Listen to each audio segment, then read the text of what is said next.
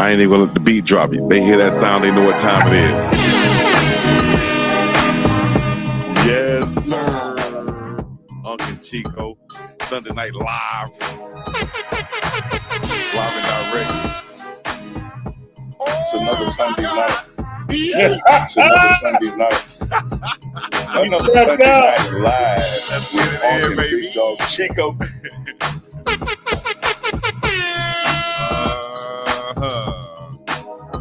Live in effect. Sunday Night Live once again. It's another one, baby. Oh, Yes, sir. man. Hold on, bring it back one second. Another one. Keep it going. Forget it. Another Sunday night live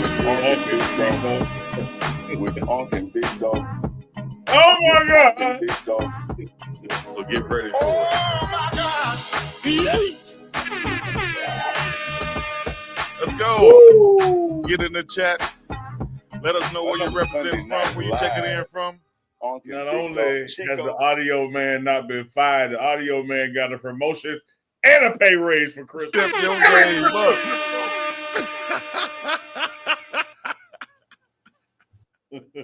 Audio man in the building. Oh, no. Oh, my God, man. Y'all wild out there. I appreciate y'all checking in the chat. Oh, now let us know where you're checking in from. Y'all know what it is, man. It's the badass Uncle Neely. It's the big dog Chico Cleasy up in this thing back again. Like vertebrae, we live and in effect coming to you. You still in Boulder or are you back in Mississippi? I am back in Mississippi, man. Was in San Antonio for a week. And instead of getting on that plane going back to Boulder, Colorado, I got on that plane and went the other way. Touchdown in Jackson, Mississippi, man. I'm back at the crib and will be here for a couple of weeks and still got to give another shout out to the sound man. He done traded in that T-Moo equipment and got him some real stuff. I know he all camera. Shout out to this. You know, I'm gonna tell y'all this. Let me let y'all in on a little secret. When y'all used to see Digital Underground, y'all do know that Shock G and Humpty Hump were the same person, right? That's our sound man and Chico. They call me Humpty. It's pronounced with Humpty. Yeah. Girls used to like to Humpty. Appreciate y'all in the chat, man. What's going on, Uncle Neely, for real, man? It's all good, man. I hope everybody had a Merry Christmas out there, safe Merry Christmas. Now we into the New Year's week. Wishing everybody a productive, happy, and safe and healthy New Year as well. Chico! Hold on. They already getting on me in the chat. They said, Professor Chico of African Diaspora Studies. I'm checking in from Saginaw, Michigan. Shout out too. What up, Reed? Where my glasses? I should have put my glasses on. Yeah, you got that Professor Afro History haircut now at the PWI. If he was at an HBCU, he have the type fade, but at the PWI, he has to accentuate his blackness in his hairstyle and let him know he ain't forgot where he came from. Oh Lord! Yo, wow! Oh my God! There it is. Oh my God! Oh my God! Orlando, Florida, up in this thing. So what up, fam? Oh no, let's go, Chico. Checking in from what is that? Spanaway, Washington. Man, I hope all is well. All is well, Corey. Appreciate that. Praise God in that. We're gonna put that in the budget for the new year. Yeah, had to. You got your Santa Claus hat on. I see you. Delta's in the building. Delta Sigma Theta in the house. St. Louis Mo. Much love from Louisville, Kentucky. Baltimore, MD. Body More Murder Land. What up? North Kakalaki, Michigan in here. Dallas, Columbia, Missouri. Man, y'all worldwide. Mm-hmm. Definitely. Upgraded from T-Moo to Radio Shack. Man, is Radio Shack still around? No, that's their point, that you really still ain't went all the way yet. But okay, well, yeah, that's like saying I went from something to Blockbuster, Blockbuster, right? It's like one Blockbuster still left out there in the world, right? Yeah, maybe one. Yeah, that one. That one. Chico, let me tell you something. I know they out there saying, damn, UNKandCHICO in a good mood. Man, if you think I'm finna hang my head low, being 9-4, you must don't know football. That's what I'm saying. 9-4 on the season, coming off a 4-8 season. Before that, 1-11. Yeah. I mean, hey, that's a successful season. I don't care how you look at it. You know, you have to look at it from a straight negative perspective to not, see it as a great season for everything. I got one thing I got to point out to the people out there. They need to look close because Chico is not holding his mic. Chico got a mic stand now. Man, I'm doing like Snoop Dogg said back in the day. I'm stepping my game up, dog. Man, I think my Uncle Byron told me he sent it to you. Yeah. He told me you got that. You sell everything. He looked out for me. Yeah. Appreciate you. Shout out to Uncle Byron.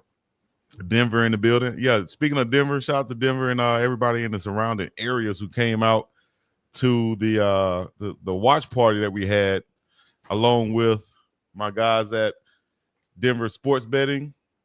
Had a watch party that went down at Freedom Street Social, of course, out in Arvada, Colorado.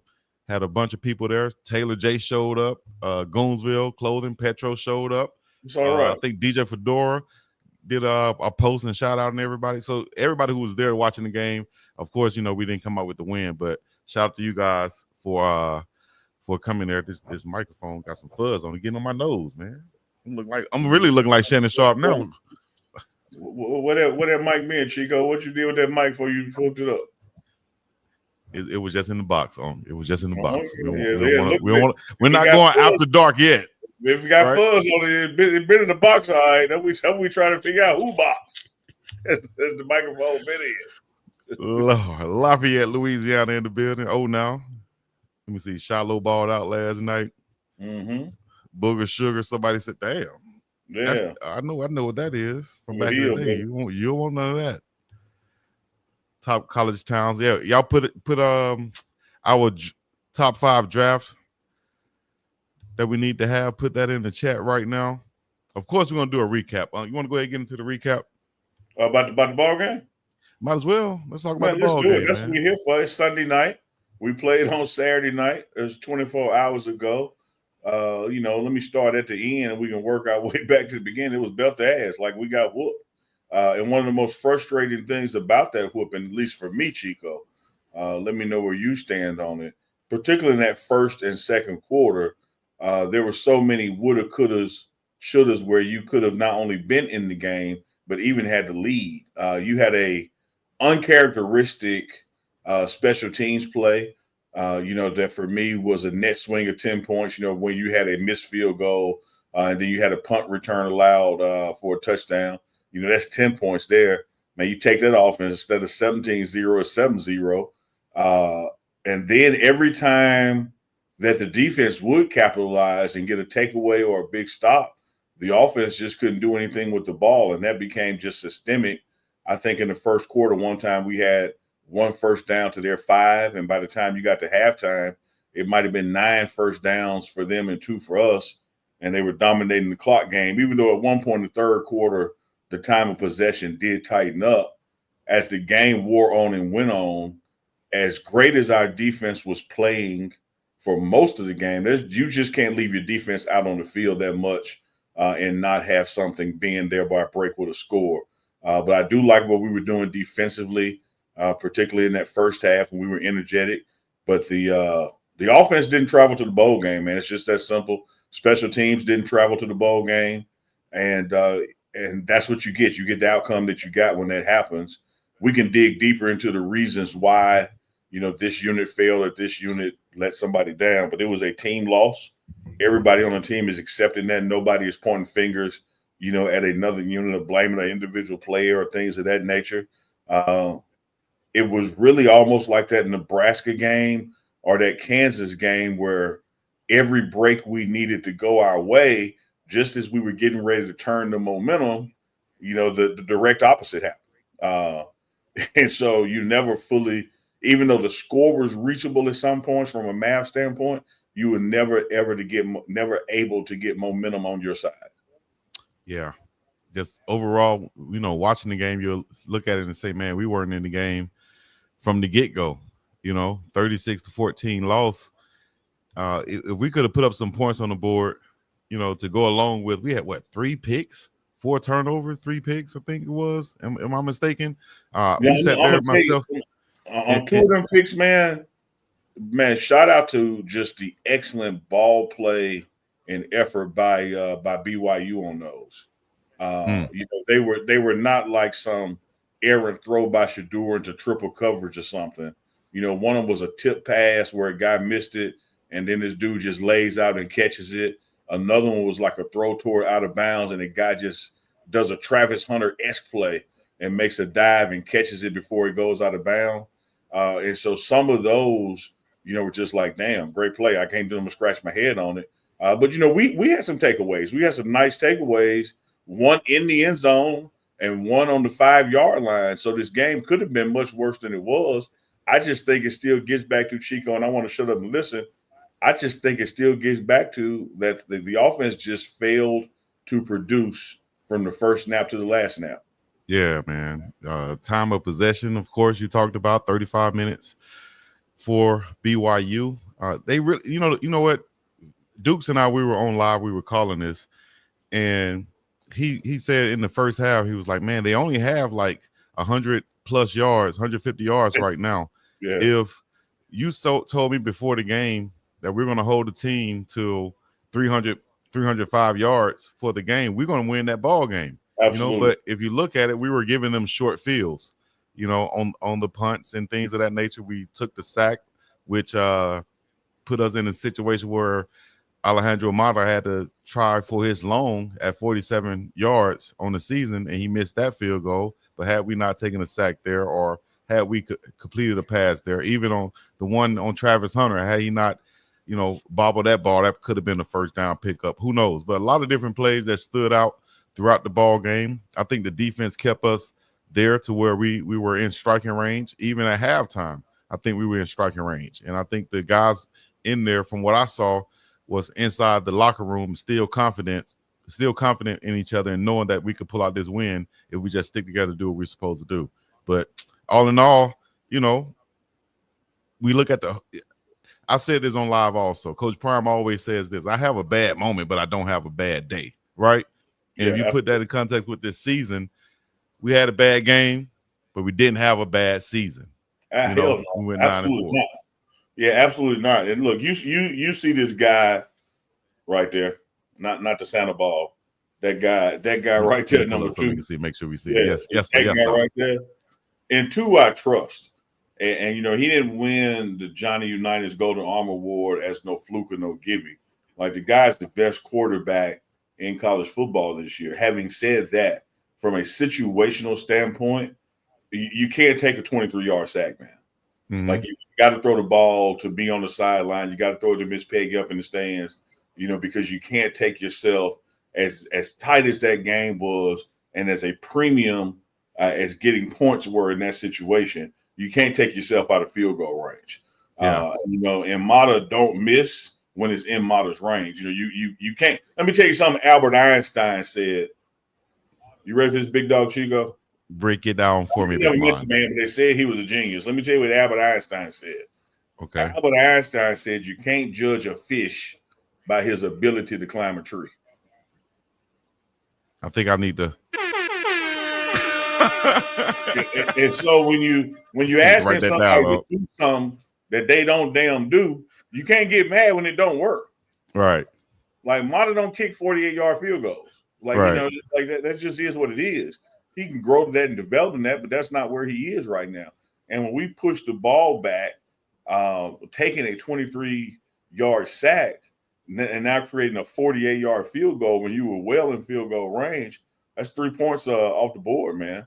And same thing on the kickoffs. We didn't put them out the back of the end zone, so they were able to get runs. We didn't cover well on special teams. One of the punts, they ran all the way back, and he was untouched.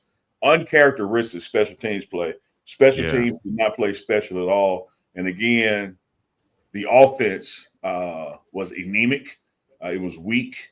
You know, it was not productive to have 2 of the best players in college football on one side of the ball, and Travis and Shador, not to mention Jimmy Horn being back, Wester out there, and Will Shepherd. The offensive production could have been much better. Bright spot on the offense, we just didn't stick with it. Last time I checked, 25 divided by 5 is 5. Last time I checked, you only need about 3 and some inches yards per carry to get a first down. I got Michael Welch, man. He averaged 5 yards a carry. We just stopped giving him the ball. Yeah, he was battling it too, breaking tackles behind the line of scrimmage, at the line of scrimmage, still falling forward, getting those yards. We were saying that while watching the game.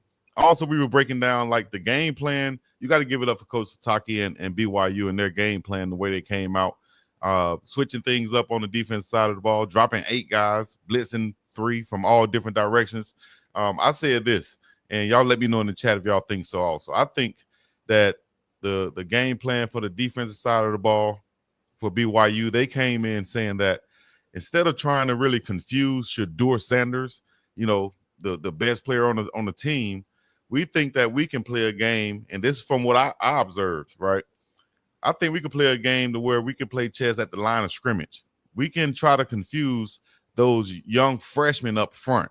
Instead of trying to go with an experienced guy in Shedeur Sanders and confuse him, let's confuse the guys up front.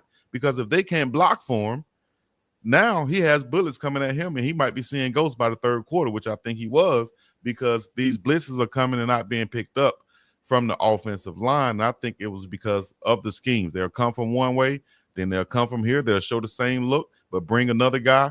So the offensive line wasn't trusting their eyes, in my opinion, and able to pick up the blitzers who were coming, because they were only sending 3 guys most of the time, and then a 4th guy's a blitzer, and they were dropping the rest of the guys. So I think they played the game there. They were able to get pressure on Shedeur, and when Shedeur is able to find like Travis and get him the ball in space, he can make guys miss and get the yards after the catch and get a touchdown like we saw him do.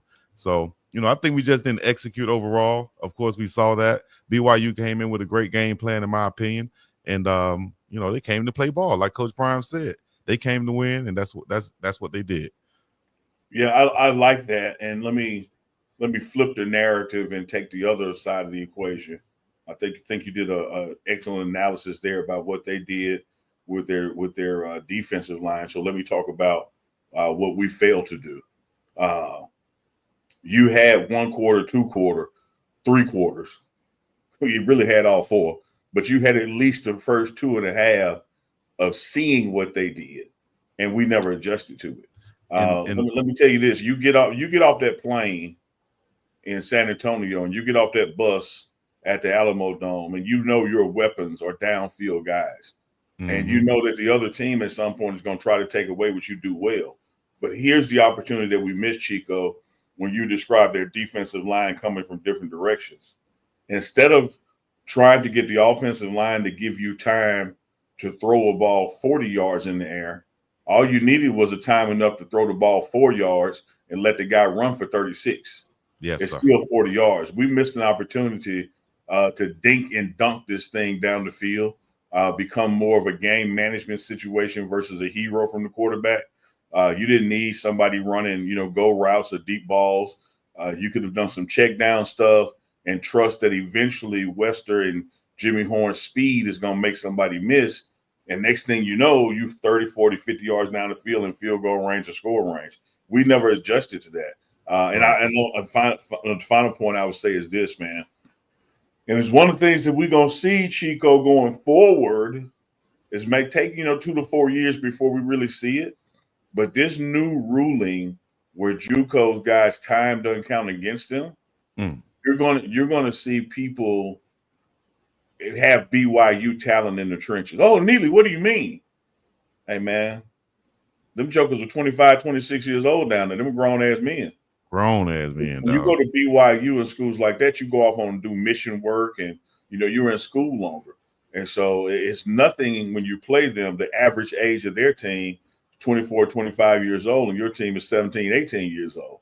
And I think going forward, people's teams are going to be a little older playing experience-wise and age. And if you never play ball, you might not get this. I don't care what sport it is. It's a big damn difference between somebody 20 and somebody 25. And that's definitely not just a football IQ. I'm talking about the weight room and how you move and treat your body. So hats off to BYU and the coaching staff. Proved by beating us in the way they beat us that they are certainly top tier in this conference, as they were most of the season. Just like us in preseason, they were predicted to be at the bottom, and here both of us were facing off in the bowl game. Going to be a very interesting rematch at Folsom Field this fall because they do come to Colorado. And I believe, Chico, and I know we're going to get into it in the show later on, I believe that in totality, in aggregate, the 2025 Buffaloes are going to be better than the 2024 Buffaloes, even though you're losing significant individual talent. We're going to definitely get into the 2025 Buffaloes. I want to go back real quick because you said it perfectly to where when I was talking about them blitzing and from all different levels, from all different directions, the best way to counter that is exactly what you said. No need to be a hero, be a game manager now. But it also goes with the play calling too. It's time for the 3-step drops. It's time for the quick game. It's time for, as you said, the dinking and the dunking down the field that would eventually open up the big plays if you want to go downfield. But I think the dinking and the dunking for us would have been great because at that point, now the athletes will now kick in. You got to tackle these guys in space now. Travis, Jimmy, LeJontay Wester, you give him the ball with a chance to run after the catch. And that's what that dinking and dunking would have done. I think we would have had more of a chance to put some points on the board had we done that a lot more in this ball game. And one more thing as we wrap up, closing out this game, I'm gonna start it with what I said earlier. I know a lot of people are just joining us coming on this live. You're not going to get me to inherit a 1-11 program, take it to 4-8, increase it to a 9-4 with a bowl game loss, and I'm gonna sit here hanging my head down like something wrong. The arrow is absolutely pointing up in this program. This ain't no sell stock right now. This is buy. You know, you need to be all in on what Coach Prime is built and building in Colorado. Having said that, Chico, here's another opportunity, you know, again, to flip it to the other side of the ball. We've been talking about the offensive, defensive look. In that second half, you know, I think we did what we had to do. We got to get the ball. We got to get the quarterback uncomfortable. We got to send some people at him. And when BYU realized that was happening, they invited that blitz and they just waited patiently on that screen and just dumped it right over the tops of their heads. Yes. And now that dink and dunk game, now he's gone for 15 yards and first down. Now this whole process of the clock working against you starts over. And I think that, you know, that started hurting us in the back half of the game as much as the inept offensive play on the first half hurt us. So all in all, man, hats off to BYU. They did the damn thing. They got out the Alamo Bowl with a Valero Alamo Bowl victory. Most definitely, man. Shout out to them. Played a great game. Shout out to the coach once again. Sataki been doing his you know, a great job for the longest out there at BYU. Oh yeah, dog. You know. Let me take this, Chico. Yeah. If somebody gave you a pencil and a blank piece of paper and said, "Hey man, draw a college football coach," he'd be the guy you draw, man. Like no a neck, good one. Yeah. That big head. You know? He looked like a cartoon football coach, man. Yes, he does.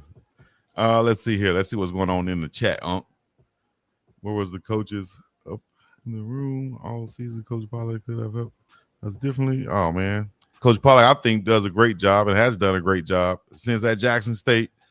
So you know, hey, listen. That question relative to who's on the field and who's up in the box. That's what I'm thinking. That's what I'm thinking right there. It didn't change this game. It was the same. It was the same personnel up top and down low. Coach Pollard was there.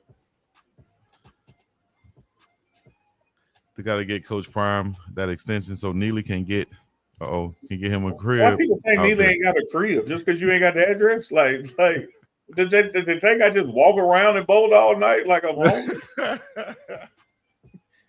You sleep on the ground somewhere, sleep in the office. Goonsville mail that shit somewhere to an address. Somebody ain't got no Speaking of Goonsville, shout out to Goonsville Clothing. Shout out to Goonsville. Happy New Year's to everybody. This is the final Sunday of the year, right? That's it, man. This the last Sunday night live. I got a feeling it'll be another one this week. But this is the last Sunday night live of 2024. Happy New Year's to everybody out there. As Goonsville just said, matter of fact, let's put this up here for everybody checking in right now since we got a lot of people in here right now. Appreciate all of our sponsors and our supporters out there like mdjoriginal.com. Use our code MDJ10 for 10% off at checkout. You can get you a hoodie, some like the one Neely got on, not that one exactly, but some like that one. Go to the website, use that code as soon as you can. Also, you can go get your drink on at lawswhiskeyhouse.com. Use our code at Buffs Pregame 10 for 10% off at checkout right now. Not right now, but right now. Get you some, get your drink on. Holla at your boy, tell them that we sent you. Also, like we said, GoonsvilleClothing.com. Use code UNKandCHICO 2025 for 10% off at checkout. What are you waiting on? Like the song said back in the day, what are you waiting for? Yeah. Get you some beats right there. Y'all hear this beat in the background? Y'all can get y'all some just like that. Shout out to Big Beats. And you still, even though it's not on this particular episode, shout out to the family over at Game Time. You can still use that code BUFFS to get your tickets to any event, sporting, comedy show, concert, doesn't matter. Create you an account. When you download the app, create you an account. Use the code BUFFS. We're going to take $20 off your first purchase. No hidden fees. Get to see the views from your seats. Rock out with Game Time. Yes. Get you some. Dogs. Let's see here. What's going on? We got some more stuff to talk about. Plenty of stuff. We got For the Culture coming up. We got Hollywood coming up. Entertainment news. Also, we have breaking news that just went on earlier. You ain't got no sound effect for breaking news? Breaking news. I don't have. I'm working on it. I just got it. I'm working on it. Goodness no, not you. Talking about the sound man. I'm working on him. You know what I'm saying? I'm working on him. Sound man, give me what you got back there. Sound. You got that. All right. We're going to take it to Jamaica one time. Break. All right. All right. Matter of fact, Neely, I did have a voiceover. Watch this. Listen to this right here. This is from you on DNVR show this past week. Listen to this. I do have this. And I didn't play, but I'm one of them. One thing I love about Coach Prime, man, he doesn't run from losses. Like y'all heard him at the press conference tonight, in the locker room to the teams. Like, look, they were more prepared. You know, they clearly studied film more than we did. They clearly took advantage of the moments that they had to rest, took advantage of the moments that they had to work. They came here more ready to play than we were, and they whooped us. Like, he ain't over there scratch. He said, oh, we could have done this. Oh, did that. Y'all just come here. Let's kumbaya. They won the game, man. They won it just decisively. Yeah. I mean, I hope everybody could hear that out there. Could you hear that, Unc? I could hear it loud and clear. All right, great, man. I just wanted to play that and let everybody know. You know, did you want to expand on that any? Yeah, I mean, you know, we've been talking about it. It is what it is. Coach Prime will tell you that post-game press conferences are more fun when we win. And luckily we had 9 wins and didn't have to deal with the loss side but 4. But the bottom line is, man, you can't run from this stuff. You can't hide from this stuff. If you're going to sit in front of the camera when you win one, you got to sit in front of the camera when you lose and discuss why you lost it. And the fact of the matter is, whereas we can identify things we should have done differently, we could have done differently.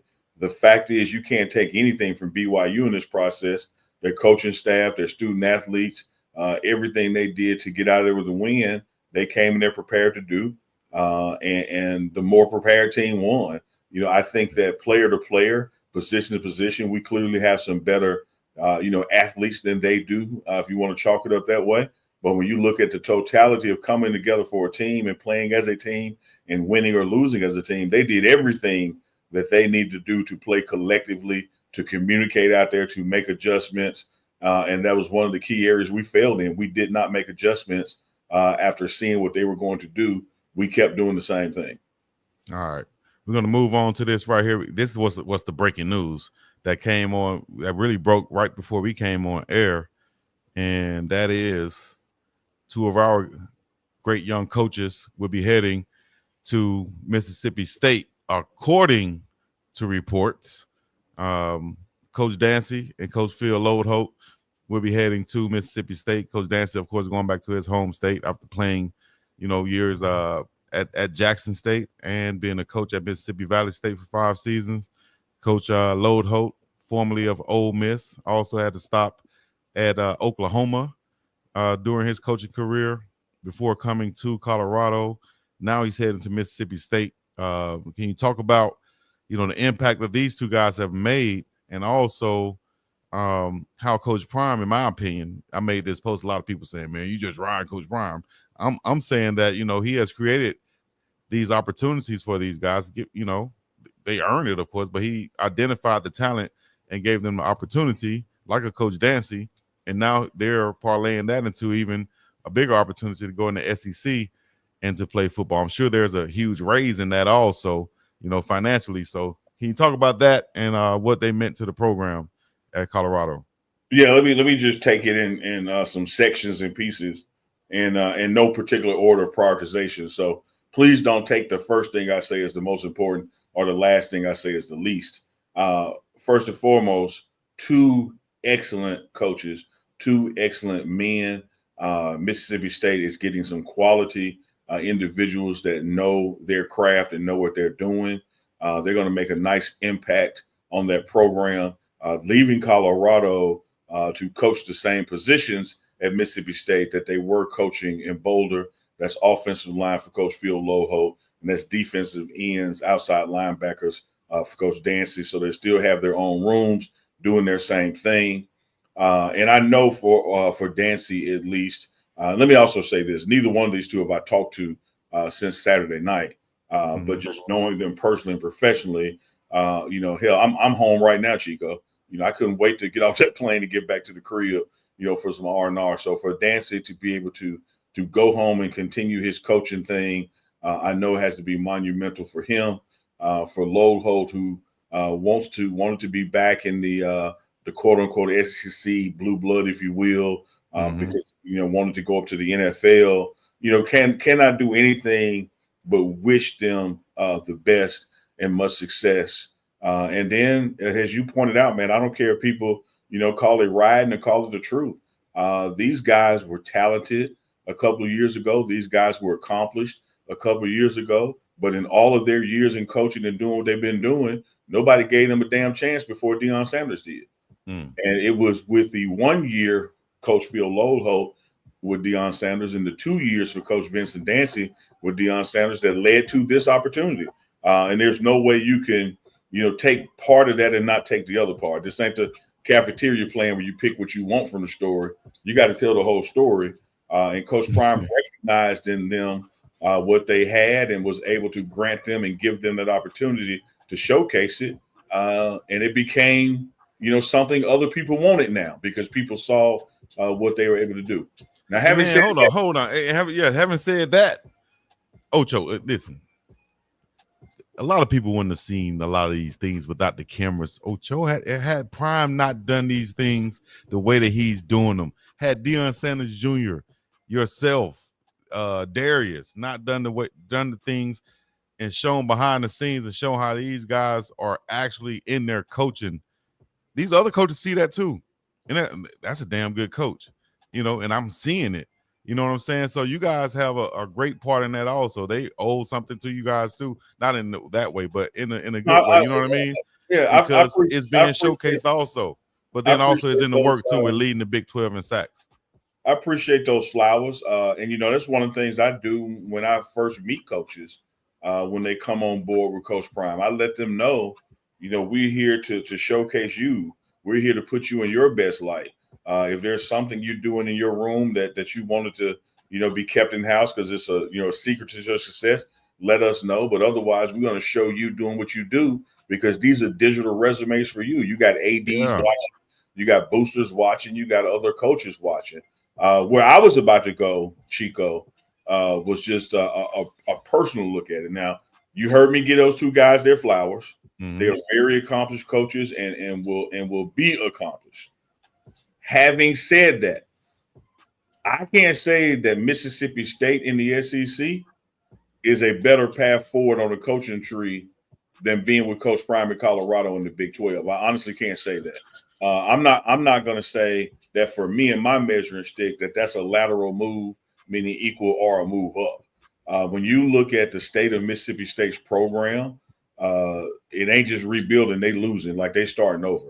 And you inherit that. You are part of that head coach's record now. And what I love about what we have going on in Colorado is not only have rebuilt and now have a winning platform to build off of. When you look at the players in the rooms, Chico, Jordan Seaton going pro, and he's going first round.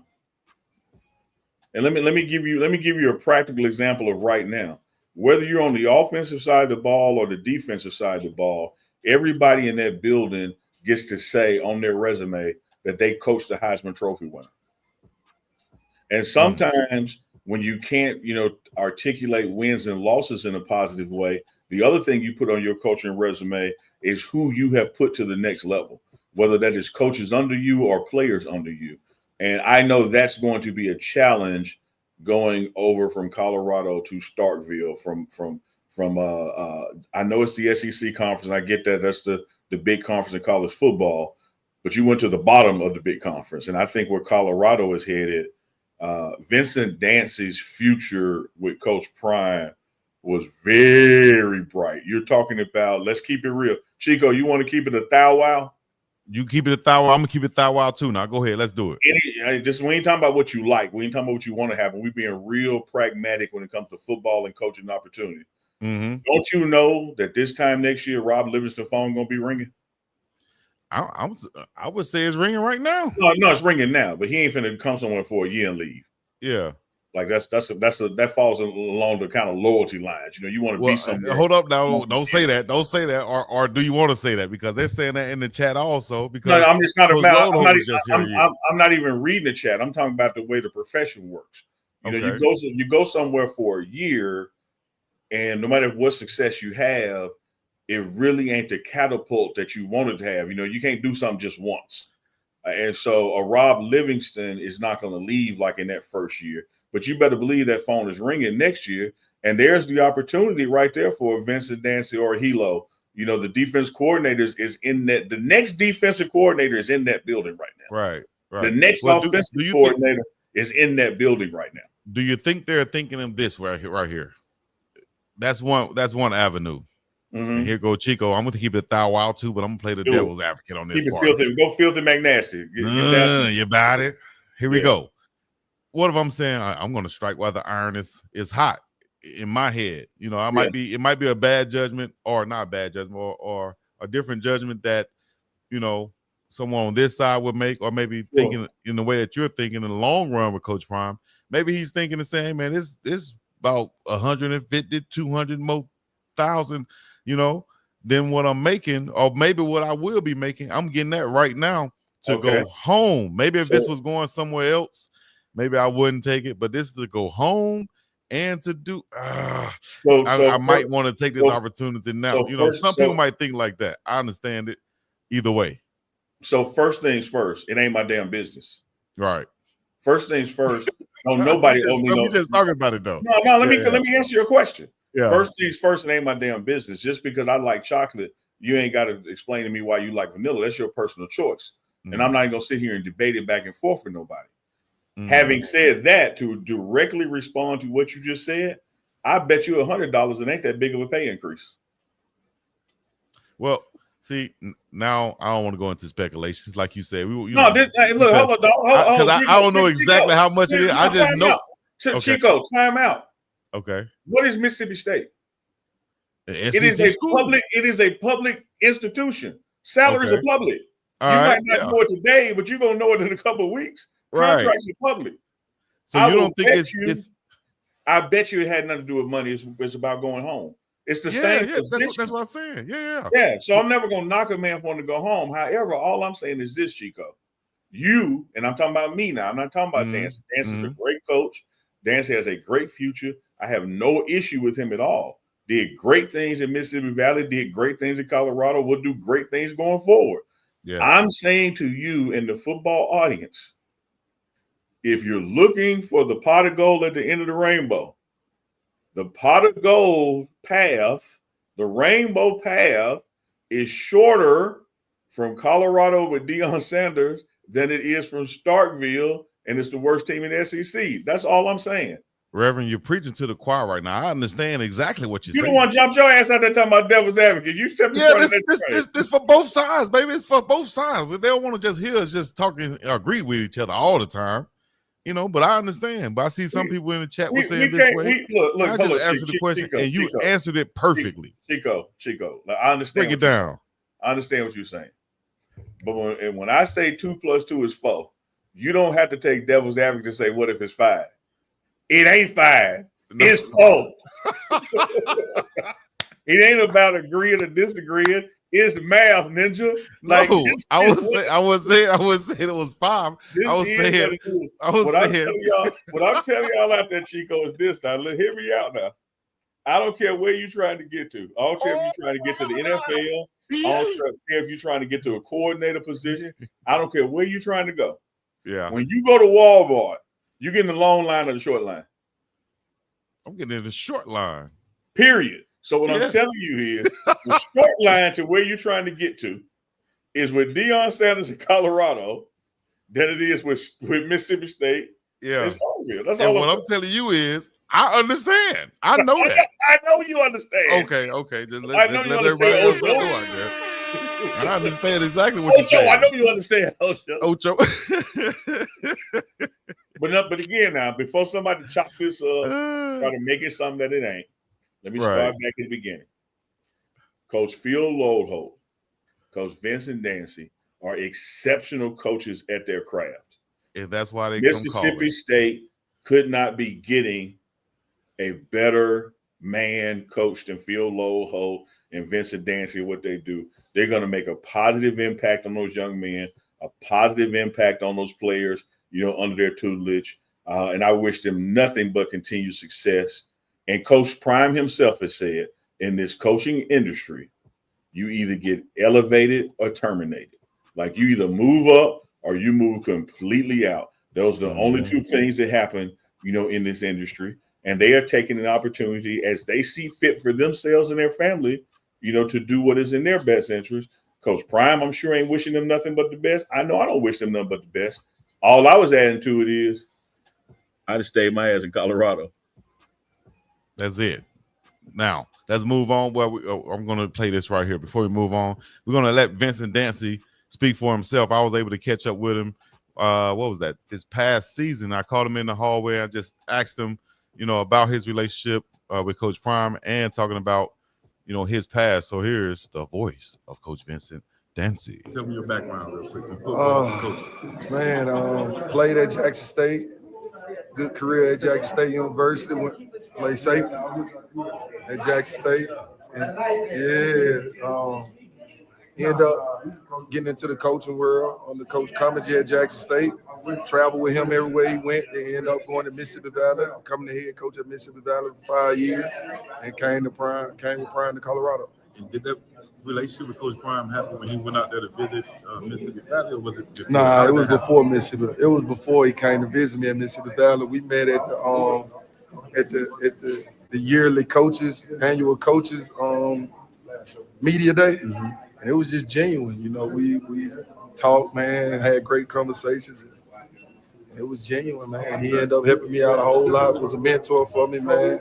Been everything for me, from friend, mentor, father figure, whatever you want to say, man. He's been the world to me, and all I can do is give it back to him with hard work. Sure. There he is right there, straight from Coach Dancy's mouth, talking about how important Coach Prime has been to him and his career. And I just wanted to play that. I felt that was important to play so people can hear how he felt. You did that? All right. I did that. All right, ladies and gentlemen. You certainly captured how he felt the day you talked to him.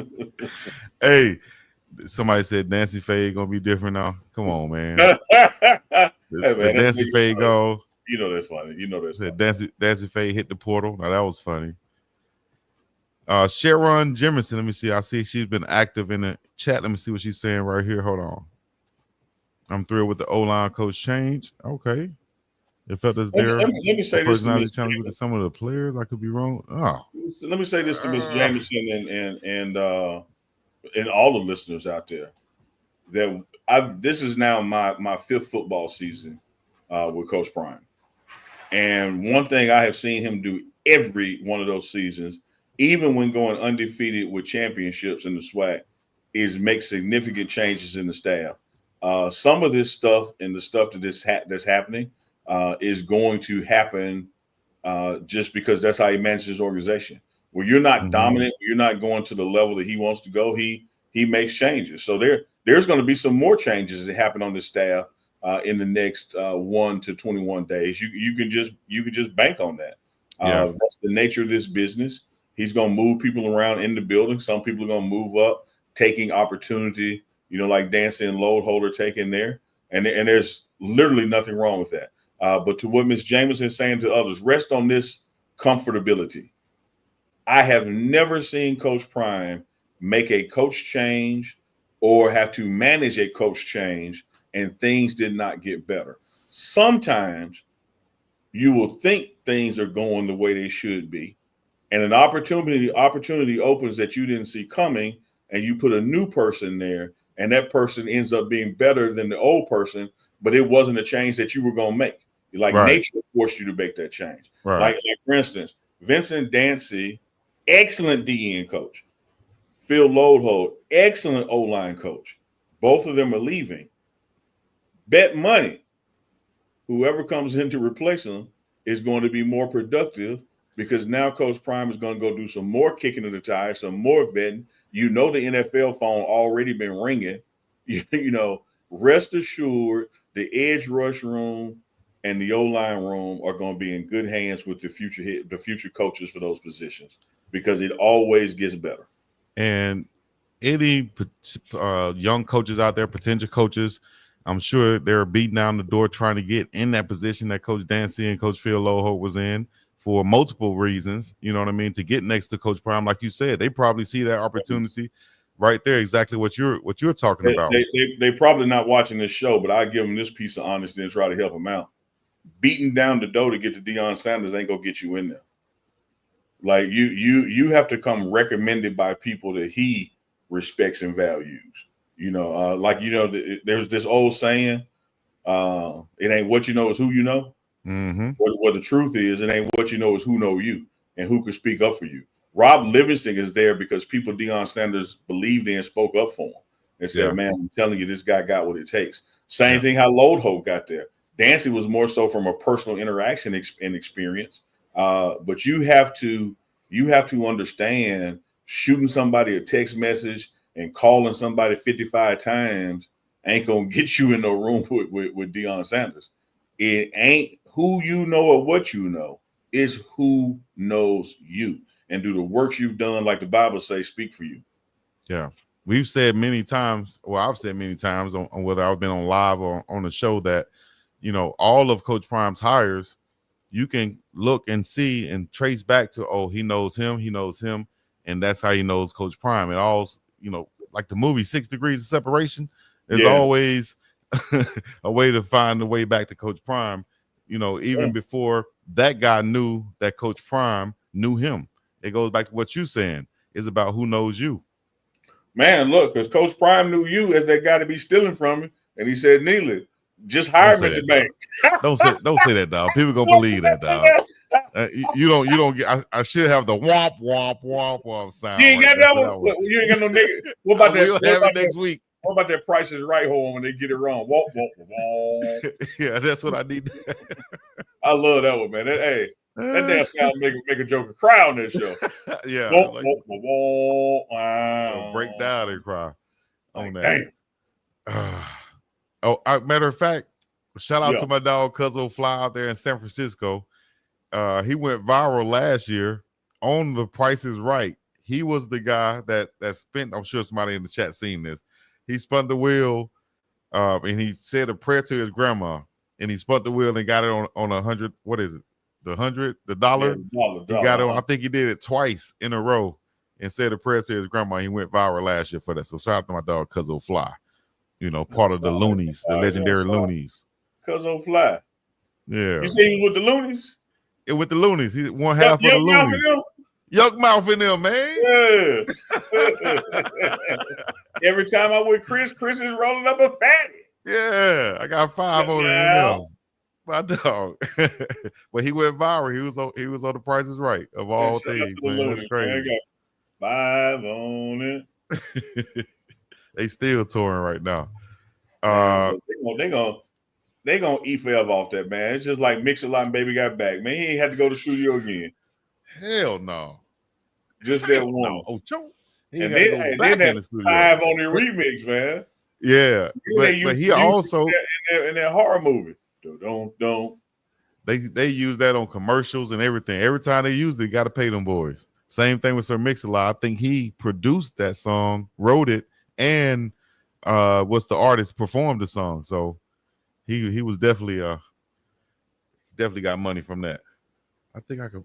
Let me see something. I think I could do this on the new sound thing right here. I just go to it. Are we gonna do it for the culture in Hollywood tonight? I saw a text come by from Arlenwood. I don't think she is gonna make it. I did not hear from. Let me check Bishop. Well, that means we definitely gonna have a damn draft tonight. Then y'all let us know right now. What are we drafting? Who we drafting? How we drafting? Because we need to have 5 on it. Top 5 draft going down tonight. And cut that shit off of their copyright.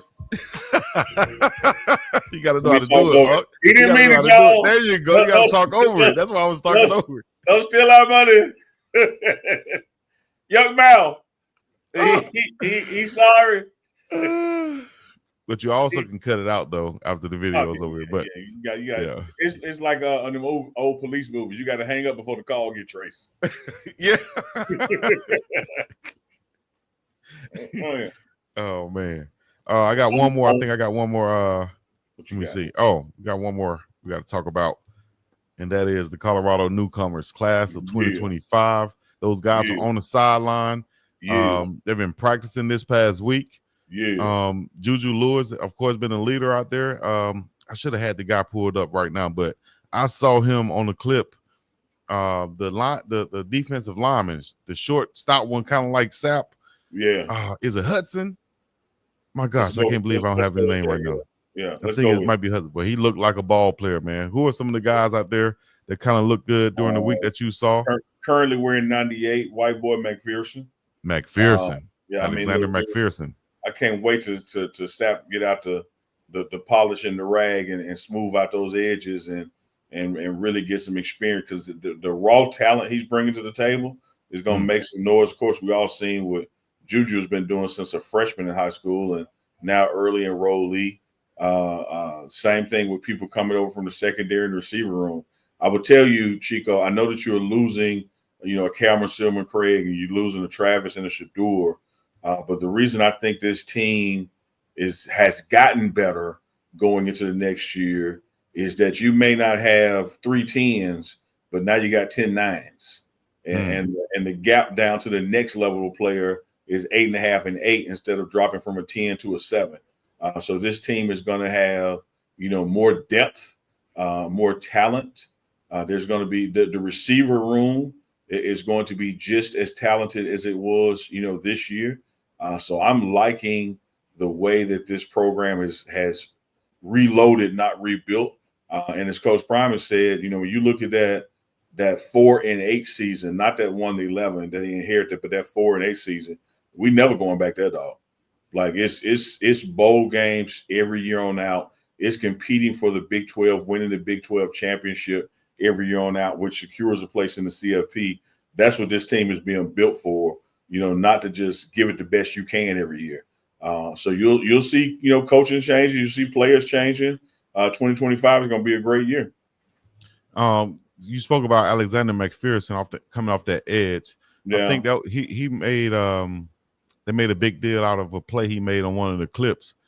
I don't know if you want to give it away because they didn't show it on the clip. They just show the reaction. So I don't know if they want to keep that a secret or not. But you saw the team kind of rallying around him. Look, let me tell you this: you don't have to keep no secret with somebody whooping ass. Like, and let me say this: the technique that he's using today to whoop ass will not be the technique he's using this fall, because he's going to be coached up and coached differently. He's going to grow and develop. Like you say, he's raw right now. Yeah, exactly. So you're seeing what he's able to accomplish. Coming out of high school, the IMG pipeline. You haven't seen him with the D. Lou fingerprints on him. You haven't seen him with Saps molding on him. You haven't seen him with the new edge rushing coach, who that may be, and his impact on him. So he's going to get better and grow, and you will be seeing more highlights, of him in the days to come. Hey, shout out to Chef Solomon too. Somebody said whatever about Chef Solomon, but I see Chef Solomon name in the chat, so I just want to give a shout out to him. I saw you do a quick interview with him, man. He was down in San Antonio too, so shout out to Chef Solomon. Yeah, he was, man. Had a great time. He was there, got to relax and be on vacay and not have to cook and do that kind of stuff. And Chico, you talked about, the spotlight that was put on Dancy and Phil Lodeholt and how that led to other jobs. I've had people ask me, hey, man, you sure you want to show Chef so much he might get a better opportunity and leave? I would love for Chef Solomon to get a better opportunity to leave. Why would we hide somebody's talent just so we can hold them captive? If Chef Solomon being on our videos leads for him to be greater, why wouldn't we advocate for that?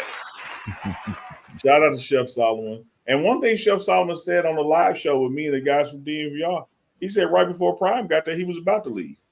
And he said he decided to stay to see what that environment was going to be like. And he's glad he did. But I would love for Chef Solomon to get the hell up out of there and have a big and better opportunity, because that's what you want for friends and family and people, that have earned it. Same thing we want these coaches. I want Vincent Dancy to be successful in Mississippi State. I want Phil Lodeholt to be successful, because that just shows what a great decision it was for Coach Prime to hire them. And then it opens the opportunity for more brothers like them to get chances because they see it works. Yep. I want it to work.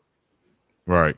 Coach Prime going to identify that talent, whether it's something like you said, somebody call him and lead him in the right direction, and he get him in the room and interview him.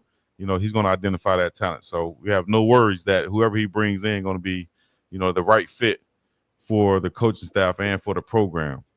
As we transition let's get to the For the Culture, man. You ready to get to For the Culture? Man, if Dr. Charles Bishop is in the green room and he is ready to come on board and kick the knowledge, like we said back in the day, and add in on this cipher, man, let's go to For the Culture. You ain't got no push the button for the Culture? I will. It's coming. It's coming. Oh, hold on a second. Go widescreen on Chuck. He is a white folks' house. He look nice back there. Wild as hell, man. What? I see a piano. It's daylight wherever he is. Like, let me tell you something. When it's daylight and the lights on, you know you got money. You wide open, brother. Wide open. There you go. Hey, no. Like Ocho said, you shout out, Chico. I ain't finished playing detective. Take me back to that wide shot. Look out that front door, that window, that bay window. You see all that daylight coming in? Then look at that recessed lighting. The lights on. Got a grand piano with the top open over there. Boy, let me tell you, Chico, you can't hide money. Oh boy, it is always a pleasure. They should have never gave you money. They should have never gave you. Darkness is spreading. Lord have mercy. Wide open, Chico. Wide open, bro. Wide open. He shout out. Like Ocho said about Unc, man. You shout out, Unc. You shout out. Hey, Professor Charles Bishop, I got to show you something that I know you appreciate, because as the co-host of Inside the HB Sports Lab, as the anchor for the Culture on Sunday Night Live with Chico, and his first chair in 2025 for the Culture series is coming. Let me show you, because you might didn't see it. I got a Christmas gift from my guys, signed by Shiloh and signed by Cameron Silver Craig, and Cam wrote the D.I. Love on them. That's dope. For the Culture. For the Culture. That's dope. You gotta love that came from Jackson State. Shout out to Herman Smith as well. But the reason he's not on here, he had a stop in between. He didn't go directly from Jackson State to Colorado. But these two young brothers, been with them since their college careers then, and had to get their ink, man. And when Cam added that D I Love with the hashtag, that made it even more. Oh yeah. That's like that's a real deal type collector type item right there. Got no one of one. But I got that. One of one right there. One of one. You deserve a big shout out. Big shout out. That's dope. Let's talk about what's going on in the culture right now, in HBCU news and so on. Yeah, no doubt. One more thing before we get into that. I can't remember, Chuck. Which side was Vice Lord and which side was folk? I don't want to wild as hell, boy. We're gonna do it for I'm gonna put it in the middle. I'm gonna put it in the middle. Man. You took me back to 80s Jackson with that, man. That was man. wild open. Out there in the Jackson Mall parking lot, Lord. man, which way your hat, man? You can't be up here any kind of way. Hey, you better put it in the middle, ride neutral. That's what I'm trying to do, man. I'm trying to ride neutral. I'm gonna keep everything to myself right now. I'm gonna keep everything to myself. I'm not even gonna go down that lane. I was banging down there, Selma. You ain't got to. was. Still. Eels. Now to the 2 South SEL. You know what I mean? GDs, Vice Logs, folks, everything. Crips, Bloods, all y'all. I promise, no more interruptions for the culture. This is for the culture, man. Silly. We are silly for no reason. Boy, y'all wide open tonight. Big news tonight. Had breaking news tonight. Alabama A&M, they have named their new head football coach. It will be Sam Shade. Sam Shade coming over from Miles College, the Division II program. But you know Sam Shade from his playing days in the NFL, played with the Redskins, played with the Bengals. He's a disciple of Marvin Lewis. I mean, he's a tremendous coach, and he resurrected that Miles program to get them back into the mix of winning championships. Won an SIAC championship this past season, won a playoff game in the Division II playoffs, and probably more importantly for Alabama A&M fans, he beat their rival, Alabama State, this past season. So huge for Alabama A&M to add Sam Shade as their 22nd head coach to take over the helm now at Alabama A&M. And I always say Alabama A&M, it's a bit of a jewel sitting in the swag. Huntsville is an up-and-coming city. So that is a strong hire for Alabama A&M. I think so. Yeah, that is, man. And I liked your connection with Miles beating their rival, because one of the things I was going to ask you before you stated that, and you can still pontificate on if you may, one of the last times that this happened in the SWAC and led to some success is when Jackson State got Comedy from Tuskegee. Yes. And everybody's like, oh, man, can you come from a small school like that and coach a powerhouse? But if he's already at the small school and beating their rival, what's he going to do with the budget now? Like, it should do great things, huh? Great things. I think that's a very good point, Neely, when you start to take a look at that. And now we have a sort of a trend. We have 3 Division II coaches that are bumping up to FCS. You got Tremaine Jackson going from Valdosta State to Prairie View. You got Sam Shade, of course, going from Miles to Alabama A&M. And then you also have North Carolina A&T.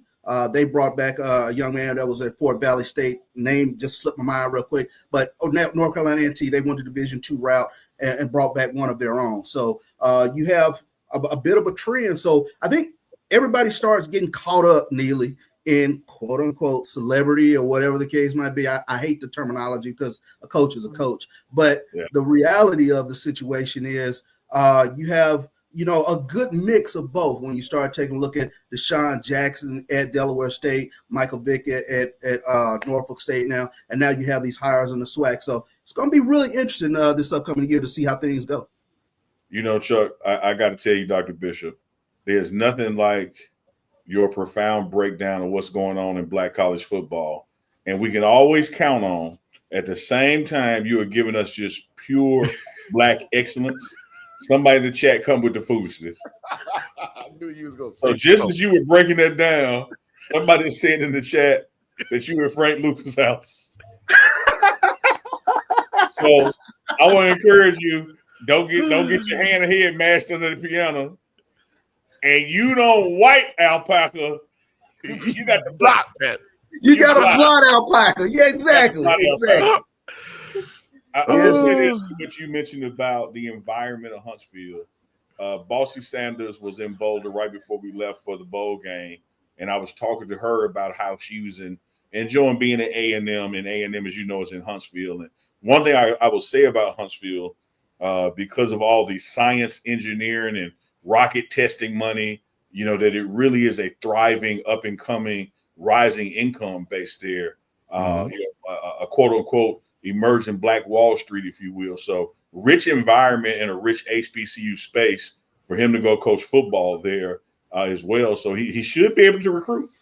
Yeah, it should be able to recruit. And then when you start talking about the campus itself, the campus is a beautiful, beautiful campus. So that adds one more little nugget in terms of not only the campus but Huntsville environment as a whole. So, like I said, that Huntsville area, Alabama A&M could be sort of a sleeping jewel sitting in the SWAC. And let me go back. The name came back to me, Sean Gibbs, as a young man going from Fort Valley State to North Carolina A&T. So, you got some trends, if you will, going on within HBCU football. So it makes for an exciting time. So I think we still have Mississippi Valley in terms of they need to fill that coaching vacancy there at Mississippi Valley. But two new names that really should reinvigorate these programs at Prairie View and at Alabama A&M. Both schools, they say, they're on the hill, if you will. So you got two A&M schools and whatnot that have added a new coach. Beautiful facilities, beautiful campuses. It'll be interesting to see what they can do. Man, I love it. And Chuck, and too, Chico, one of the things I'm big on is when somebody moves from a space, it opens up an opportunity at that space. So please keep us posted, Chuck, on who's going to fill these jobs at Miles and these other HBCUs now that their current coaches have moved up, because odds are they're going to be hiring somebody, like an Ed Reed, like a Ray Lewis, and I know that some people get mad at these quote unquote celebrity coaches who ain't paid their dues. That's a whole nother think tank piece out there. Dive right into it if you want to, Chuck. Just dive right in. So I always take a look at it like this, Neely. I mean, I can't blame a school for trying a different something. Let's take Jackson State, for instance. I mean, they tried the tried and true alum.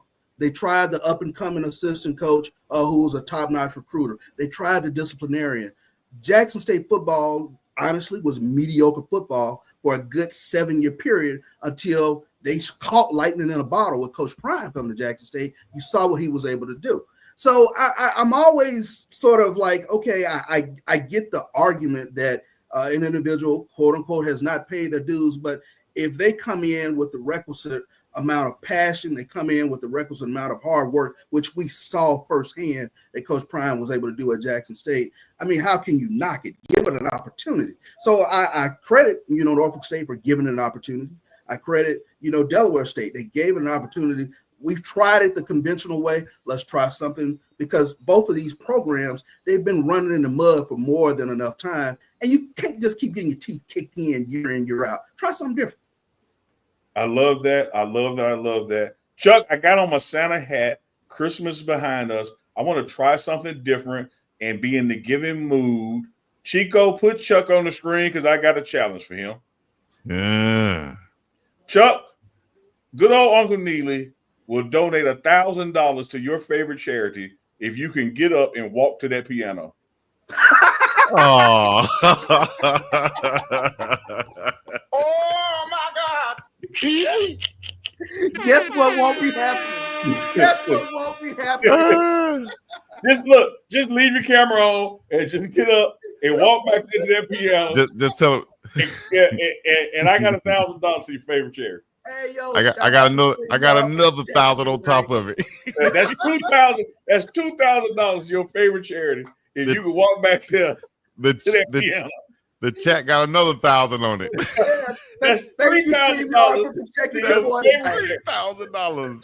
In fact, we up to 3. I will double the 3 and make it 6 if you walk to that front door and open it. If you double the 6, or if you double the 3 and make it 6, I gotta double the 6 and make it 12. And what would be even more dope if I played a little tune, did a little John Hardy back there too? I mean, Lord have mercy. Hey man, you never know what you're gonna get on Sunday Night Live when it's time for the culture with Dr. Chuck Bishop. But one thing you're gonna get is informed and educated. Chuck, we appreciate you stopping by for this final Sunday of Sunday Night Live. Excellent breakdown of For the Culture. Looking forward to the reoccurring segment this new year in 2025. Chuck, any shout outs, anything you want to say? How can they reach y'all inside the Sports Lab? Whatever you got before you get out. No doubt. I mean, you can catch us on Inside the HBCU Sports Lab every Tuesday and Thursday. We're moving into basketball season, so we'll be starting to talk about basketball, whether you're talking about the CIAA, the SIAC, the MEAC, or the SWAC. We get into it, of course, with my cohort, Dr. Kenyatta Cavill. I mean, the dean of HBCU sports. We will be mixing it up along with Mike Washington. But every Tuesdays and Thursdays, you can catch us on your favorite on YouTube and whatnot. So you absolutely can catch us. But man, I want to just shout you guys out. You guys have done a tremendous job in chronicling Colorado football all season. I tune in, week out, and just to be a part of this show, really appreciate it. And then to take off with pregame show into the 2025. Looking forward to it. My man, Professor Charles Bishop from Inside the Space U Sports Lab. We know you entertaining guests over there with Uncle Frank. And like T.I. said to him at that dinner when he ain't go to that Yankees tryout, I want to be like you, Uncle Chuck. I want to be like you. Hey, just like his mama said, I ain't never asked you where none of this stuff came from. Hey, bro, your ability to quote movies verbatim, man, you take me out with that every time, bro. Yeah, well, take us out with a little music on that piano. You can't do it. All right, Chuck, we love you, brother. We catch you next Sunday. Love you too, brothers. Appreciate you once again. Man, that was you wild. Charles Bishop coming live from Frank Lucas' house. Somebody said all of us go to Frank Lucas' house when we have a Zoom meeting for work. We all use that background. That's what they said in the chat. PPMG TV said, hell, I got $1 million on it if he get up and go to that piano. We're gonna keep going up. We're gonna keep going. We're gonna keep running the price up like the Beast game, Mr. Beast and stuff. Like he give away, he just keep going up. Oh my God. Dang. Oh my God. Reverend BJ Nelson said if he got up and walked over there, everybody would sign off hollering, "It's a trick." Hey, Reverend BJ, that joker will walk on water before he walked to that piano. He should have said, "You know what? I don't have any trousers on. I can't walk over there. I can't do it right now."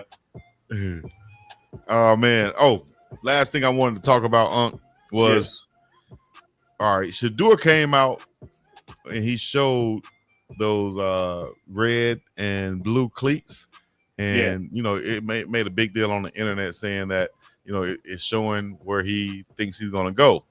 Well, this past weekend, right? Yeah, the draft got reset, didn't it? Exactly. The damn Giants. I thought the Raiders was dumb. The Giants can't get out of their own way. So now the NFL draft has changed to where it looked like the New England Patriots have control of that first pick now. Does this how does this change the outcome or the outlook of the draft in your eyes? So let me play like none of this stuff had happened, right? And we're just talking very general about the draft. One thing that has traditionally not happened is people going after top 10 picks and they already have somebody under contract that was a top 10 pick in that same position, or have somebody under contract in that position for long term. I think what you saw happen last year with Atlanta already having Kirk Cousins and then drafting Penix kind of just changed the game on what you can expect from people. You don't know what to expect. New England, for lack of a better description, you think they have their quarterback. But what's been proven in last year's draft, when you got a quarterback, you still go get another one. And by the time the next season ends, he'll probably be starting. So it's going to be interesting to see how this develops. Of course, Tom Brady and Shedeur have a relationship, and I'm including Coach Prime in that. Robert Kraft, well-respected owner. Because I know one of the things Coach Prime is going to be looking for wherever Shedeur lands, should they agree to be drafted by someone, is who is going to be their development. Who's the quarterback coach? What's the future of that offensive line and your investment in that? What's your future investment in the wide receiver room as well as the running backs? There are a lot of things to consider. But I'm like you, Chico. First things first. I mean, damn, New York and the Raiders. How do you blow this? Like you had it. All you had to do is just be yourself. Like you already. I'm not even going. They don't even have to go out and try to lose. Hell, they were losing when they were trying to win. Just go be you. Go try to win again.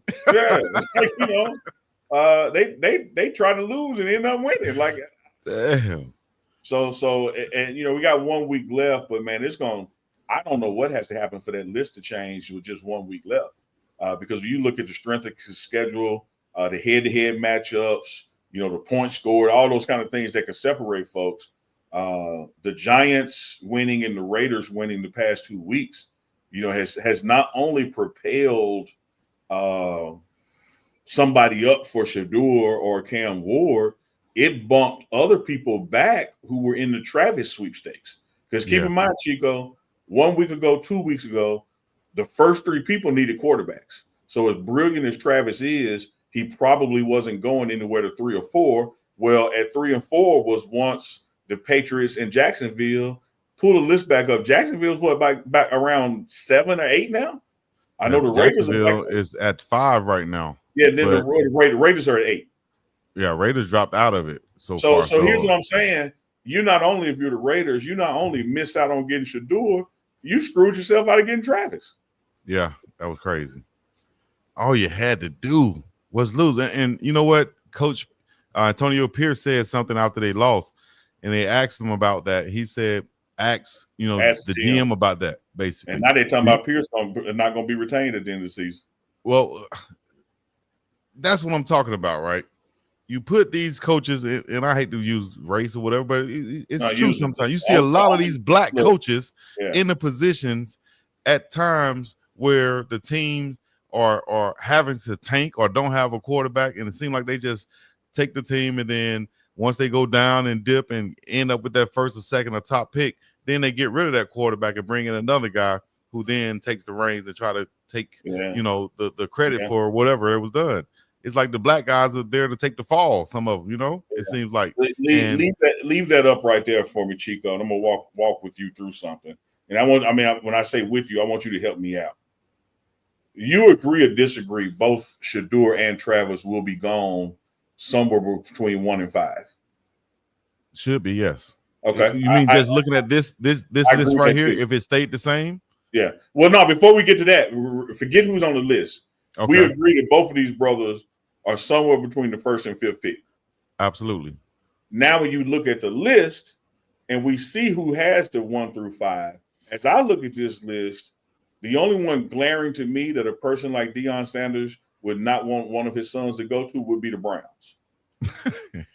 That ain't nothing he told me. This is me just knowing him, being around him. He has never said to me, I ain't letting them go to Cleveland. This is just me talking out loud. And then you have to ask stuff like, okay, well, who's the quarterback coach at this particular place? What's the vision for the program to protect the quarterback at O-line? And so if New England is satisfied with their quarterback, okay, they can certainly go Shedeur there. The Giants would still be in a position that they could wait on Cam Ward at 3 or 4. I can see the Titans going ahead and grabbing, a Travis, at 2, or he could still be there. Who's the Titans quarterback? I'm not sure. I'm just saying that I can see the Titans just grabbing the best available player, whether it's quarterback or not. Mm-hmm. So, like, if they miss a Shedeur, right, because he just got gobbled by New England, I could see them choosing a Travis over a Cam Ward. Because here's what we know, Chico. Let's be real. When you look at the history of NFL drafts, you ain't got to get a quarterback in the first round to get a good quarterback. No. You got to get the quarterback everybody want if you picking in first. But to get a quarterback, he'll be there just like running back. So, but a Travis ain't gonna be there 2 or 3 rounds later. But it's, man, again, I got to go back to what you said. Like, damn, New York, damn Raiders. What were y'all thinking? What was y'all drinking? They be saying Neely on the eggnog and Uncle Nearest, like, what they on? Man, and now it look like the Titans are gearing up to take them, as they're saying they just received a Christmas gift that Shedeur Sanders might have just fell in their lap. Yeah. So, hey, we'll see somebody saying Will Levis. I'll definitely take Shedeur Sanders over Will Levis or whoever else they have on their roster now at the QB position. And again, man, money walk bullshit. Money talks bullshit walks. When you look at what Atlanta did, if they were willing to lose that kind of cash on having a Kirk Cousins and still drafting a Penix, knowing that if this works well, Penix is going to still take over. Mm-hmm. What you think people are willing to do for Shedeur from a risk standpoint? Yeah. If he's there, you can't pass up on him. On losing $10 million. No, you can't pass up on him like that.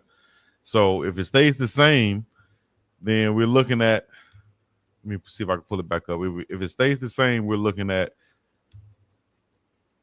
New England, and I will predict this: New England take Travis. Bam, number 1. Look now, hey, we'll have them going 1 and 2 now. Yep. Yeah, I think that'll be great too. Absolutely. Yeah. Absolutely. Yeah, absolutely. And then Cleveland wouldn't have a chance to take neither one. Yeah, and then Cleveland and New York are willing to deal and see who's gonna get Cam. Mm-hmm. I think Cam would be a good fit in Cleveland. Actually, that's crazy to say. I think Cam would be a great fit in Cleveland. I don't want to wish anything bad on him if it's just that terrible in Cleveland, but I also liked Travis in Jacksonville. Being that he's from Florida and living in Georgia, that's all in that same region. Let me take you some upsides about Jacksonville to anybody in any round. Mm-hmm. You have your quarterback in Trevor Lawrence. You have your running back in Etienne. You got one weapon at receiver, and you have a brand new stadium construction about to start. So in the time of you getting drafted and your contract ending, you're gonna be playing in literally the world's best stadium, the world's newest and best stadium. The Bills got one coming online too, and so then you look at the state's taxes or lack of taxes in certain things. You got to consider all that. But I'm telling you right now, when you look at that 1 through 5, they playing for somebody on that list. Like it's come down to this list right here, even if the order moves by 1 or 2. Okay, let's do this, guys. I think we got a draft coming up right now before we get up out of here. We've been on for 1 hour and 20, real fast. Damn, already. Let's do a quick draft, real quick. Let's talk about the top 5. We ain't never did no quick draft, but I'm willing to try. Top 5 sports franchises of all times right now. Let's go. First pick, me. First pick, you can have it. Top 5 sports franchises, because they make money when you love them, they make money when you hate them. Nothing has been bought cheaper and raised to a higher value than the Dallas Cowboys and what Jerry Jones has done there. So when you're talking about a business standpoint and valuation standpoint, not who you like or cheer for, because I think Jerry be hurting us more than he help us, I'm going to go with the Dallas Cowboys as my first pick for sports franchise. Okay. Of course, I'm going to go with one that's near and dear to my heart that I can't leave off. And you always say I might be wrong for this. That's how I lose. But I got to go and pick the LA Lakers. Give me the Lakers. I'll take the Lakers, baby. No, you picked a damn good one, and you always have the advantage because your ass give yourself the sound effects. My next pick for top franchise, no better place, and we were just kind of talking about this from a media marketing standpoint than literally the capital of the world, even the New York Yankees. Yes. Hey, man, when you get those two, you might have already won the draft. When you get those two. Excuse me. You got the Yankees. I can't get a sound effect for almost winning the two. Okay, there you go. My bad. Damn, my bad. Goodness gracious. I'm going to go, and I'm not looking at my list like I usually have. I tried to pull it up, but I didn't have it. So I'm going to go here. Sports franchises. Oh. Did I just take 2 basketballs? No, I can't take 2 basketballs after seeing how football just killed the viewership of basketball for Christmas, right? So you got the Cowboys. The next most valuable football franchise will be what? You tell me. Hell, I don't know. I'm gonna look. Help me out, chat. Chat, where you at, chat? Oh, we did say sports, huh? I need to get a soccer team like Real Madrid or the All Blacks out of New Zealand or something like that. So I guess what we need to do in 2025 is that it's Uncle Neely versus Chico in the chat. Chico in the chat. Chico in the chat. I'll give you a little some on that. You get a little love on that. I'm going to go with the team. I was thinking the Dodgers. I like that. But I got to go football. So I'm going to go since they won so many championships, dog. I'm going to go New England's Patriots. I'm going to go with the Patriots. I like that. When you Yeah. talk about evaluation in business, you can't beat what it's currently valued at. I'm going to go basketball this time. You went Lakers. I got to go with another team with a whole bunch of damn banners up there and bang for the buck. You know, I took the Cowboys with football. I then took the Yankees in baseball. Give me the Boston Celtics in basketball. I can't give you no sound effect. I don't I even hate want the them because Celtics. I don't like them. But Okay, there you go. Me and you are good friends now because you said you don't like the Celtics. I don't like the Celtics. Hey, Peter said it's always been Unk versus Chico in the chat.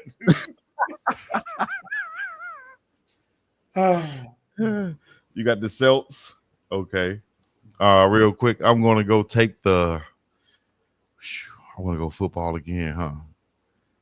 Actually, I'm going to go. Give me the New York Knicks. You can't go wrong with the Knickerbockers. Give me the Knickerbockers. You can't. Madison Square Garden.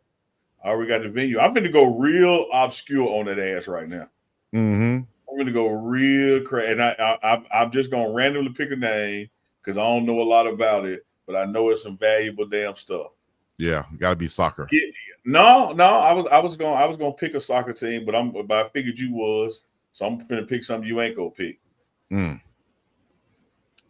Give me one of them NASCAR racing teams. Joe Gibbs Racing. Ooh, okay. I'll give you some on that right there. Turn me up Joe in the headphones one Gibbs time. Racing.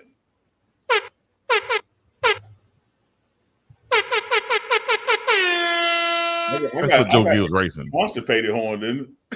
You had to push that one out. Damn. Man, I can't even get a horn right.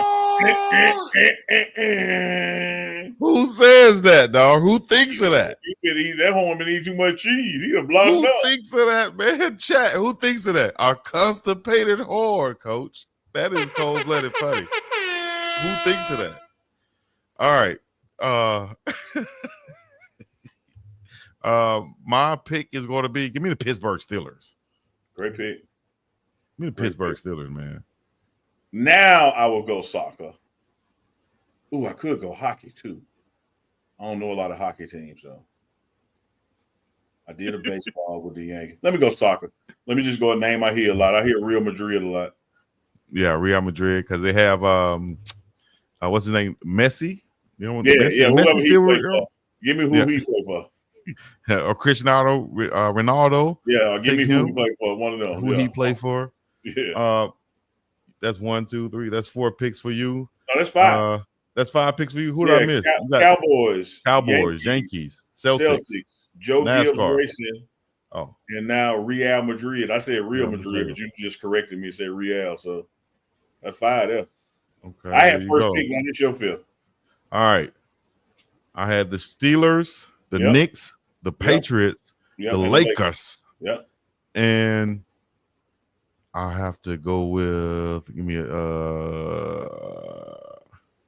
man, they won so many championships. You got to go with the Golden State Warriors, man, out there in Silicon Valley. Ain't nothing wrong with that.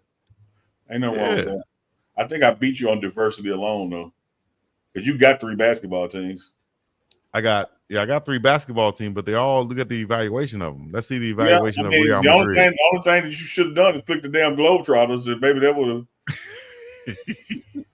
You and Metalog Lemon could be running around throwing confetti water on people. $6.6 billion is Real Madrid.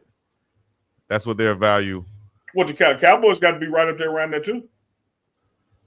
Cowboys valuation $10.1 billion. So I won right there, dog. You can add New all York Knicks. Oh, we're gonna see. What was my Lakers? $8.7 billion. So hey, that's right there next to the Cowboys. Hold on, Chico. Let's do it for real. I got the pencil out. You like? Okay, you go ahead. Take it down. All right, Lakers. 10. Cowboys were 10. What was your first pick? Cowboys 10 and Real Madrid was 6.6.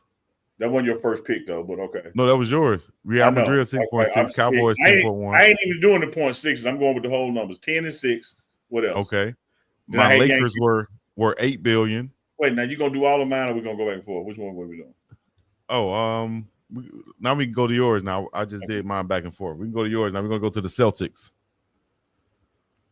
Celtics valuation $6 billion. All right, 6. So we got 10, 6, and 6. What's the Yankees? Yankees 7.5 billion. I ain't doing no points. All right, so you're gonna go what? 8 or 7? 7. You know, 5 round up there. I'm rounded down. What's Joe Gibbs Racing? I'm rounded Joe down. Gibbs. Okay, Joe Gibbs Racing. 230 million. That might kill you right there. 230 million, Bob. 230 million. All right, so what we got now is read them back to me. 10, Dallas Cowboys 6, at 6. 10. Yeah. Okay. That's 22B, right? That's 22B. Plus another 7 is 29. Plus that 230. I'm at 29,230,000,000. I'm at 29.23. I might need to add that up. I'm trusting your math right now. Okay, You didn't put my Lakers with 6, 10 plus 6 is 16. 10 and 6. Okay. 6 plus 16 is 22. 22 plus 7 is 29. Okay. 29 plus the 230, because it's million, it's not a billion, it's 29.23. Gotcha. All right. Now what's yours? Where I'm at.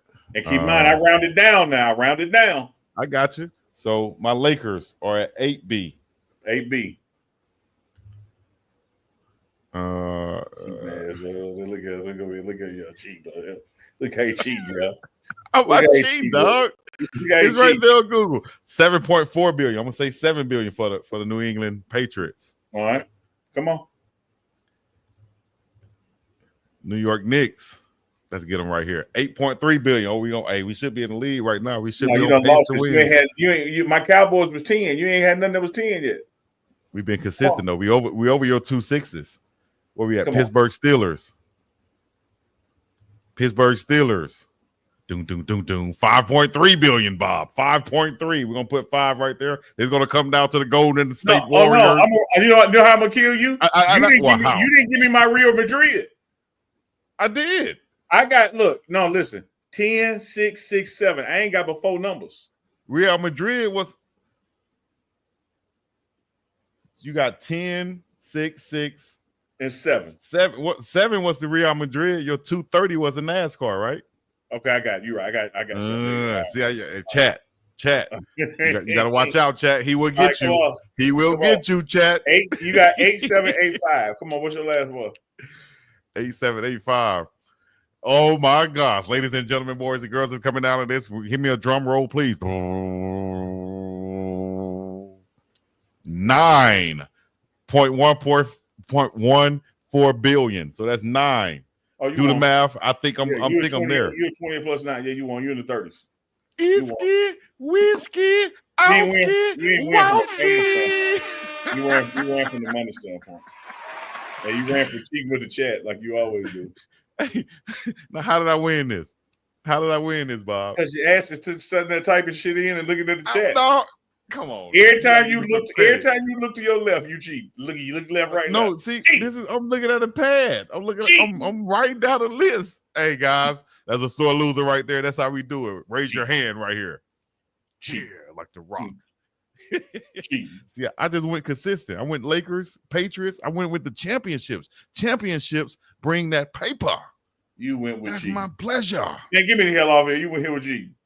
All right, man. Y'all, hey, I appreciate y'all joining us. Y'all put a Chico 1 in the chat right now. Put a Chico 1 in the damn chat right now. Y'all know what time it is. I'm not gonna play that right now. I'm gonna play this right now.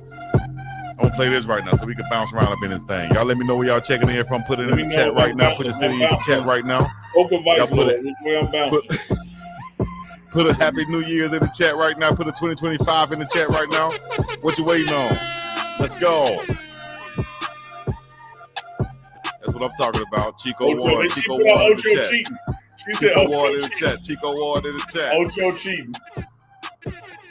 Ocho, this cheap day. 2025, baby. We're going to bring in 2025 the right way. UNKandCHICO live. Y'all just stay tuned. We might pop up anytime and go live. You never know. Unk might be repping GD or Vice Lord anytime. You never know. Like my little cousin did back in the day. He got beat up and jumped into the Crips and was in the same week he got jumped into the folks. Hey, Richard Pryor said when he was growing up in Cleveland, His side was the other side of a winning. I feel him on that. That's my side. Whatever side that's winning, dog. Shout out to my guy Moses, who did the intro. Shout out to Big Beats for doing this beat right here. Also, shout out to everybody out there who's supporting us at mdjoriginal.com. Go there, use our code right now. Get you some 10% off. Law's Whiskey House, now. Boonsville Clothing. Get you some Uncle Neely's beard oil also. Uncle Neely, let them know where they can find it at. You got to find that beard oil at facedbyjazz.com.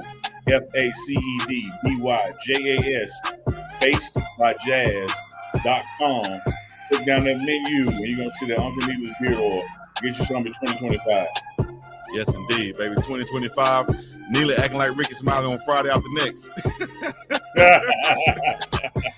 He said, bitch, I'm Santa Claus. Like Larry Fishburne and High Learning. All we need is that damn fight. Mr. Williams. Ladies and gentlemen, boys and girls, we appreciate you joining us once again for the thousands that was in attendance and the millions watching from around the world. Texas in the house. PAT, PK, Pimp C, and Bum B. Shout out to Port Arthur, Texas, in the building. H-time was going down. Whenever you're rapping, you got to say dine in your rap and your freestyle in Texas. Oh, no. Man, Med, Happy New Year to you, too. Seattle checking in. My posse's on Broadway, Sir Mix-a-Lot. Posse's on Broadway. Keith Vulture said it best. Hit the like button, y'all. She was well over both channels for buying 2,000. And the jokers just don't want to hit the like button, man. Where's the love? What's wrong with him? My posse's on Broadway. Oh, y'all gonna let me get the plan with this right here? Hey, more sound effects coming from the sound man soon. Y'all stay tuned and let us know what y'all thinking. Alabama checking in. Oh, now we appreciate y'all. Chico won once again. I see a lot of Chico wons up in this thing. I appreciate it. MDJ Original J5 is coming up. That's right. January 5th. We're gonna be in the mix. Y'all know what to do, man. Hit the like, subscribe, and comment right now. Hit the like, subscribe, and comment. Until next time. That might be Tuesday, Wednesday, Thursday. You never know. Y'all just stay tuned. We're gonna get up and about of this thing. How my bowels acting. I gotta go get back regular coming off the road. Once again, that's Unc. All right, we out of here. I'm not responsible for everything that Unc says. They know what time it is. Let's go. Coming up in the headphones. Hit that like button. Hit that subscribe button. Run them likes up one time. Like direct. One time. It's another Sunday night. It's another Sunday night. Another Sunday night live with Unc and Big Dog Chico.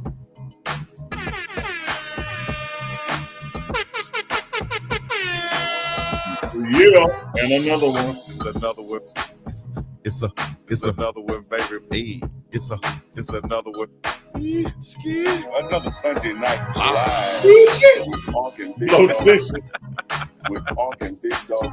Fried on them. With delicious. Big Dog. So get ready for it. Delicious. The LL. Yeah. Yeah. Appreciate y'all. Live.